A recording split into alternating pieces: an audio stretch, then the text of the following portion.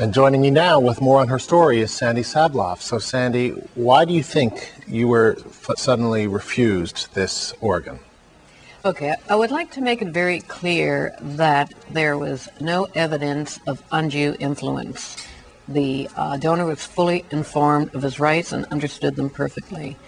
The hospital had cleared him of any allegations of undue influence. He went through all the medical tests, he went through all the psychiatric tests, and these were the experts in the hospital, the staff, who put them through that. This is what they do every single day, and deemed him the perfect candidate, actually.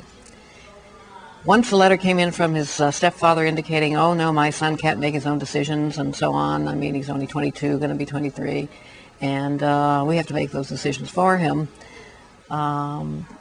But that was a bunch of nonsense because, number one, he has lived at home for 4 years.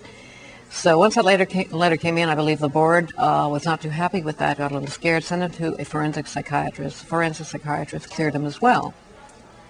So that is not the reason.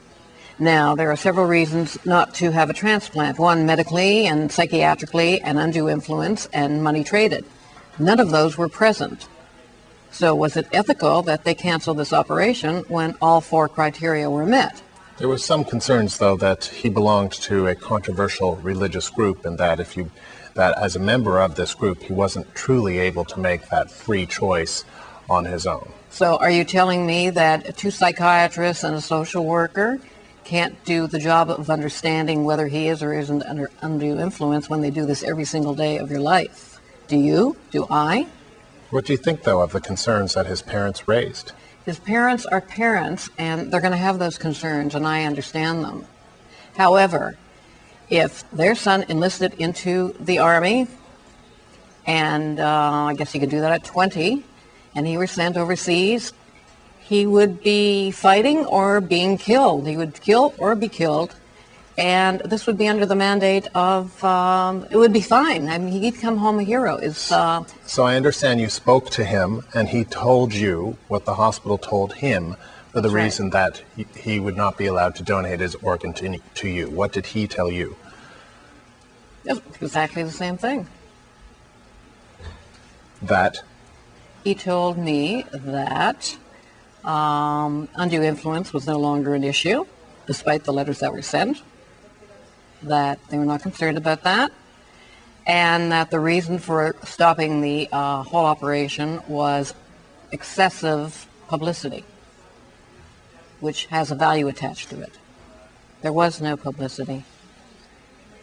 Did you hear about it before? I didn't hear about it before. The issue was that there was this ABC documentary that they knew about that was being done in Australia way before they came over to Canada. And this documentary was on the Jesus Christians. And they wanted to elongate it by putting in the transplant. The hospital agreed to that. The hospital staff, and I spoke to doctors as well and asked whether we can do this, and they all told me, no problem. This is what we do all the time. Sign the releases, and we'll do it once the operation's approved. So what are you going to do now? I don't know. I don't know if the hospital is prepared to do anything, because as far as I'm concerned, they've taken away a very good donor, an excellent donor who is still prepared to give. They've taken away and pulled the rug from under my feet, basically. So I have a very big uphill battle to climb right now. Thank you very much for taking the time to talk to us today. We appreciate it. Okay, thank you. And remember, we'd like to hear from you. Let us know about what you think about the story, the news of the day, or anything you see on our show. Our address is CBC News Morning at cbc.ca.